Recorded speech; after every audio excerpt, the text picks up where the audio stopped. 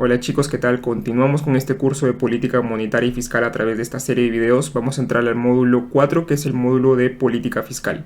El próximo módulo vamos a ver cómo se relaciona todo esto y vamos a ver también un módulo extra que ya lo van a ver más adelante. Y antes de comenzar con este curso quiero decirte que si te está gustando esta serie de videos, dale like y déjamelo en los comentarios. Házmelo saber en los comentarios. Si aún no estás suscrito, suscríbete al canal y comparte el vídeo para que más personas puedan enterarse de estos temas que son tan importantes.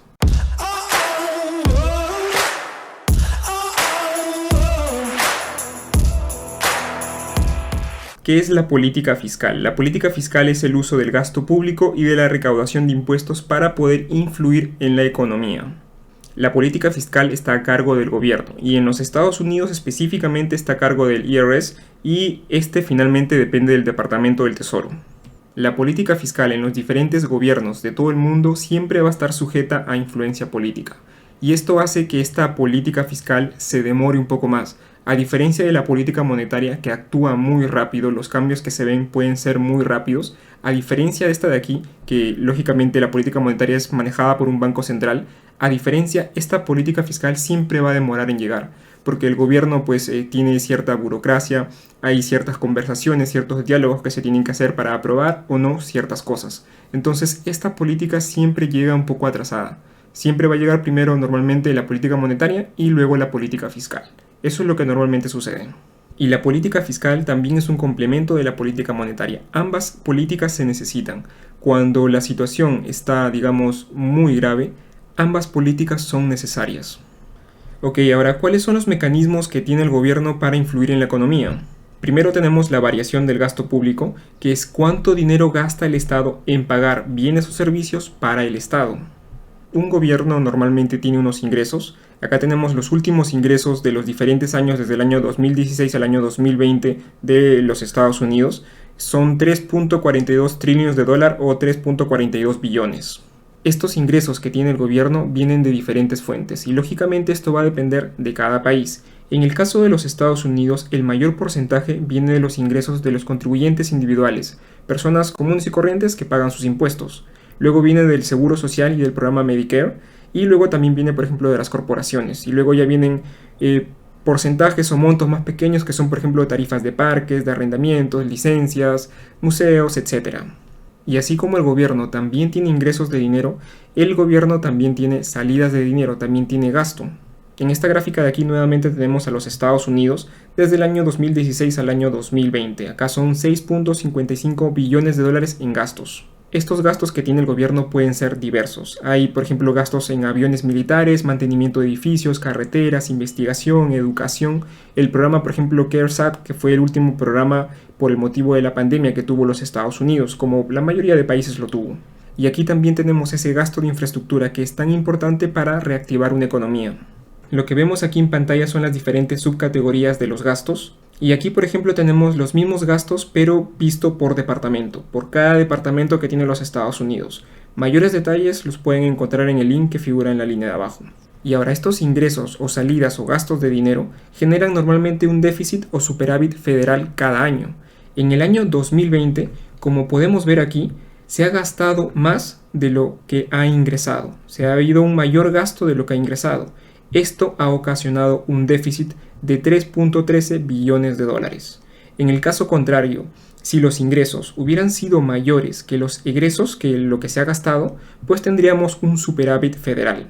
Esta gráfica es el déficit o el superávit federal y como podemos ver aquí, prácticamente desde el año 2000 e incluso más atrás, pero desde el año 2000 todo ha sido déficit. El gobierno de los Estados Unidos ha estado gastando más dinero de lo que ha estado ingresando.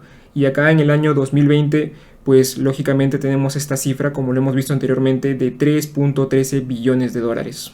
Y aquí tenemos otro concepto que es el de deuda federal. Aquí tendremos a todos los superávits o déficits que haya tenido un gobierno a lo largo de los años. En el caso de que sea un déficit, la deuda aumentará. Y en el caso de que tengamos un superávit, esta deuda irá disminuyendo. Aquí en el año 2019 a 2020 en los Estados Unidos hemos tenido 4.2 billones de dólares agregados a la deuda federal. Ahora, ¿a qué se deben estos 4.2 si anteriormente habíamos visto 3.1? Ese detalle también lo tengo aquí. Este aumento de 4.23 billones de dólares en la deuda federal en realidad consisten en el déficit de los 3.13, el número que anteriormente hemos visto, junto con cambios en el saldo de efectivo operativo, tenencias intergubernamentales y otras actividades financieras. Y aquí podemos ver cómo ha aumentado la deuda federal de los Estados Unidos a lo largo de los años. Y esta de aquí es otra forma de ver la deuda federal de los Estados Unidos o la deuda de un gobierno. Tenemos la deuda vista desde el PIB, vista desde el Producto Bruto Interno. Y actualmente el gobierno de los Estados Unidos tiene una deuda federal al Q3 del año 2020 que supone el 127% de su Producto Bruto Interno. Esto quiere decir que tiene más deuda de lo que normalmente puede producir un país, de lo que normalmente puede producir los Estados Unidos. Y ahora esta deuda federal se divide en dos. Tenemos primero la deuda mantenida por el público y la deuda intragubernamental. La primera hace referencia a toda la deuda que digamos tienen los individuos, las corporaciones, que tienen algunos gobiernos locales, etc. Y esta deuda intragubernamental es la deuda que tiene el mismo gobierno con algunos departamentos propios del gobierno. Y ahora solamente como detalle extra he querido poner esta gráfica que es del Comité para el Presupuesto Federal Responsable. Esta gráfica de aquí es la deuda mantenida por el público, no es la deuda federal, solamente es la deuda mantenida por el público. Que según estas proyecciones que hace este comité, que es el comité que se encarga de esto, para el año 2031 el gobierno de los Estados Unidos podría tener una deuda mantenida por el público del 130% de su PIB, de su Producto Bruto Interno, siempre y cuando se mantengan estas extensiones dentro del programa que tiene Joe Biden, de su último programa aprobado de los 1.9 billones de dólares. Entonces podríamos ver aquí una economía estadounidense muy endeudada para estos años 2031. Y otro mecanismo que tiene el gobierno es la variación de los impuestos. ¿Cuánto dinero puede recaudar un gobierno de sus contribuyentes? Y ahora en el tema de impuestos esto van a depender lógicamente de cada país. Y lo que estamos viendo aquí es Estados Unidos, así es que he traído algunos impuestos que tiene los Estados Unidos, los más importantes que son para la recaudación.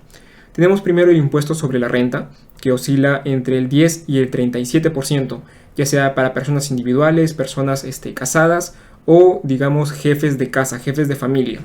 Y otro impuesto también importante es el impuesto a las corporaciones. Aquí tenemos la evolución que ha tenido este tax en los Estados Unidos desde 1918 hasta la actualidad, porque este 21% aún no tenemos. Se espera que Joe Biden este porcentaje lo suba.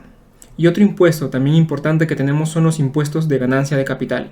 Estos porcentajes que ven aquí, 0, 15, 20%, son porcentajes para el largo plazo, que mayormente en Estados Unidos se entiende largo plazo como un año, mantener digamos los activos por un año a más.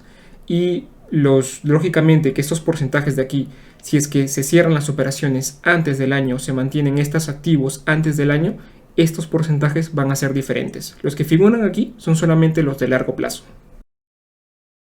Y ahora otro mecanismo que hemos tenido por parte del gobierno para estimular a la economía son los cheques de estímulo o de lo que se está hablando últimamente que es la renta básica universal, la UBI. Y ahora este otro mecanismo del gobierno es solamente usado para casos extremos, como por ejemplo el caso de la pandemia que hemos tenido, donde se requiere de un mayor estímulo fiscal. Es que se ha necesitado, los diferentes países, diferentes gobiernos han hecho uso de estos cheques de estímulo, como en el caso de la pandemia. Y como lo dije anteriormente, la renta básica universal se está escuchando mucho últimamente. Joe Biden y Mitt Romney proponen una renta básica universal para los niños. Los concejales dan el primer paso hacia el programa piloto de renta básica universal. Esto se está dando en Chicago, donde se piensa dar $500 mensuales sin condiciones a aproximadamente 5,000 familias.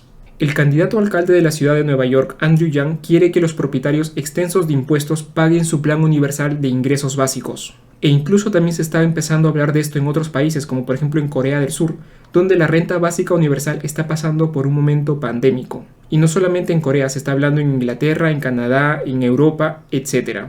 Y también hemos visto en Latinoamérica, proponen renta básica universal en Colombia de hasta 480,000 pesos. También se está hablando de esto en Chile y en otros países. El objetivo de la política fiscal expansiva es fomentar el crecimiento económico y el pleno empleo. Se utiliza en periodos de crisis o de recesiones.